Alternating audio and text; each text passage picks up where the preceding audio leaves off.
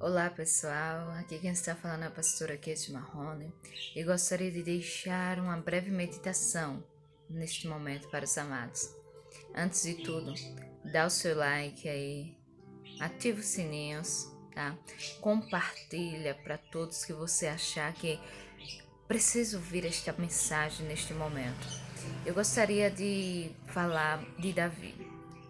Talvez muitos conheçam a história de Davi como o que matou o gigante, como o que derrotou, o que venceu guerras, um homem segundo o coração de Deus. E eu não gostaria de tirar essa imagem de você porque verdadeiramente você está certo. Davi foi um jovem ungido rei para assumir o lugar de Saul. Foi aquele que derrotou gigantes, que venceu o urso, o leão. Foi aquele que venceu grandes batalhas, derrotou os filisteus, amalequitas, dentre outros. Mas eu gostaria de também lembrar os amados um seguinte propósito. Lá no segundo livro do profeta Samuel, capítulo de número 12, relata o pecado de Davi com Batseba. Aquele pecado incoerente, inconsequente, aquele pecado que você olha assim e diz, minha gente, isso é loucura. Como é que um servo de Deus, como é que uma pessoa há tanto tempo está na presença de Deus e comete um ato, um desatino como esse? E é isso que eu quero que você medite juntamente comigo. Sabe por quê, irmãos? Porque não há quanto tempo servimos a Deus. Não é porque você serve a Deus há 10 anos, 30 anos, 40 anos que isso te faz um super crente, um super herói, aquele que nunca peca, que nunca erra. E eu gostaria que você mergulhasse comigo nesta mensagem, neste momento. A Bíblia diz que Davi, ele comete o pecado de adultério, ele se deita com a mulher casada e no ato do pecado esta mulher ela engravida. E não tem como dizer que era do seu esposo, pois o seu esposo estava na guerra defendendo Davi, defendendo os propósitos ideais que Davi acreditava, defendendo Israel e defendendo a Deus. Mas Davi era o líder daquele homem, daquele povo. Ou seja, não só defendendo a Deus, mas defendendo também a Davi. E aí Davi começa a maquinar o mal. Davi prepara a morte de Urias.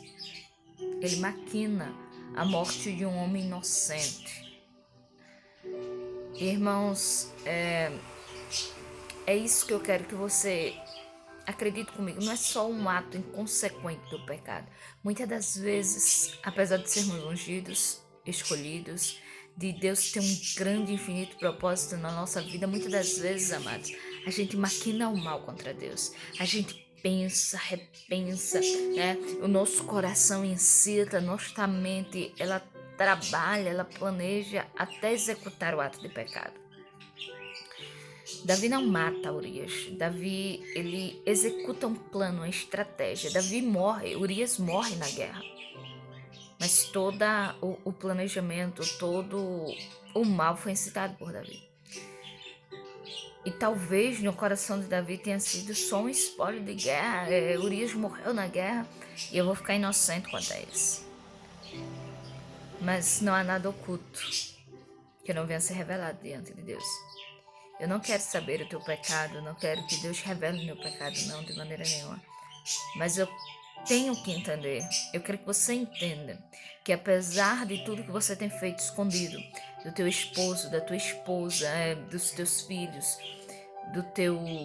dos teus vizinhos, do teu ministério, o Senhor tem visto tudo isso.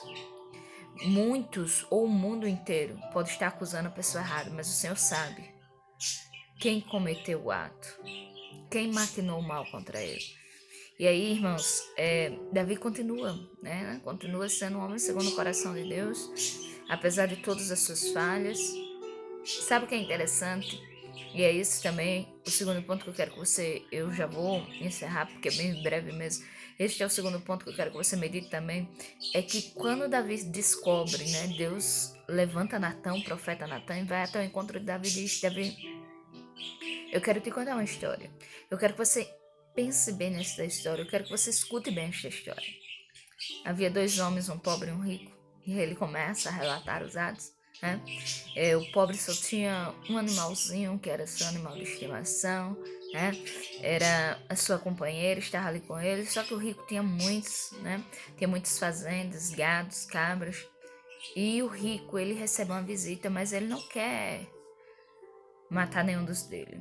Então ele vai lá e pega o único animal que o pobre tinha, que tirava dele o seu alimento, e mata. Mata ele para dar de banquete ao seu convidado.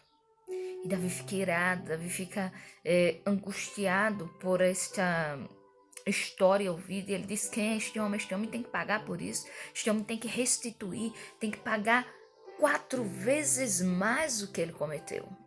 Porque isto é um pecado gravíssimo. Quem já viu pegar do outro tendo muito? Natan olha para ele e diz: este homem é você, rei Davi. Porque o Senhor te escolheu no meio de toda a tua casa. O Senhor te ungiu, o Senhor te exaltou, o Senhor entregou em tuas mãos tudo. E se tu ainda orasse e pedisse, Deus te entregaria mais. Mas tu pegou a única esposa que Urias tinha e tirou a sua vida. E aí Davi para perplexo. Porque, filhos, temos um ato estúpido, né, de julgar o próximo, de contender com o pecado do próximo. Muitas das vezes estamos em reuniões debatendo como foi que o irmão caiu, como foi que o irmão tão experiente se desviou da presença de Deus, mentiu, roubou. E o Senhor diz lá em Salmos 1: não se assenta na roda dos escarnecedores, antes medita na minha palavra dia e noite. O Senhor diz lá em 2 Pedro: não pequeis, mas se pecar, tendo um advogado fiel, que é o Senhor Jesus Cristo. O Senhor diz na epístola de Paulo: vigie aqueles que estão de pé para que não caia. E toda a palavra de Deus, ela nos lembra isto, que não servimos a Deus uma vida, servimos a Deus hoje ou agora. Esse é o momento de servir ao Senhor. Toda a palavra de Deus nos lembra que não devemos vigiar a vida do próximo. Examine-se o homem a si mesmo. Eu tenho que examinar a minha vida. Você tem que examinar a sua vida, né? Não é problema da liderança, não é problema dos sacerdotes, dos pastores, dos membros, não é problema da tua família, da tua casa, de toda a tua parentela. A vida é tua, o problema é teu, a salvação é tua, até porque a salvação é individual, filho. Ninguém vai nos salvar, porque o Senhor Jesus Cristo já morreu para que todo aquele que nele crê não pereça, mas tenha a vida eterna. Sabe? Tira da tua mente esse intuito de dizer como é que o irmão recebeu tanto e pecou. Como é que a irmã recebeu tantas dádivas de Deus e se afastou do Senhor. Vigia a tua vida. Para de olhar por que, irmão, por que, irmã. A vida é sua. E se tu dá de pé, glória a Deus por isso.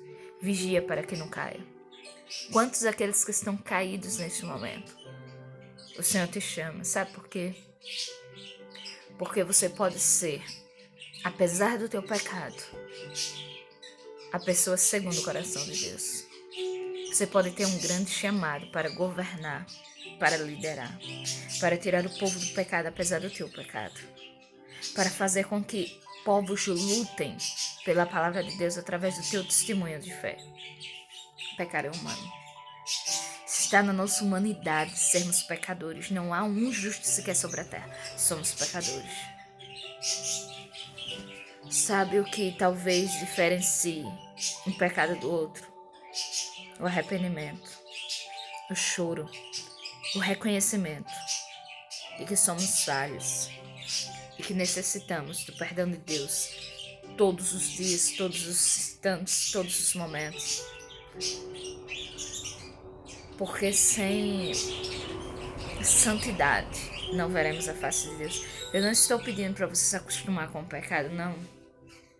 Depois que Davi peca, o Senhor o perdoa. Mas a espada continua sobre a casa de Davi, sobre a cabeça de Davi até a sua morte. Davi paga as consequências, há perdão, mas as consequências vêm. E como elas são duras. Então vigia para não cair. E para aqueles que caíram, é hora de se erguer. Vem, o Senhor te chama novamente. Tu não precisa de pessoas apontando teu pecado. Tu precisa de um Deus que estende as mãos e te tira do vale. O Senhor quer resgatar a tua vida, quer te fazer vencedor. Aproveita o momento, se rende novamente a Deus. Daí de onde você está, se você está me ouvindo, feche os teus olhos, ergue os teus braços, adora a Deus. Independentemente do que o mundo vai pensar, do que as pessoas que estão à tua volta vão dizer, você não é fraco porque você caiu. Você é forte porque você quer se reconciliar com o Senhor. Essa é a mensagem que eu tenho para os amados nesse momento. Então, dá o teu like, o teu joinha, né? Se inscreve no meu canal, assina os sininhos para ficar sabendo de todas as notificações que aparecerão. E por favor, se essa mensagem tocou no teu coração, tocou na tua alma, então compartilha. Seja a boca de Deus, seja instrumento do Senhor e deixa o Senhor tocar novas vidas.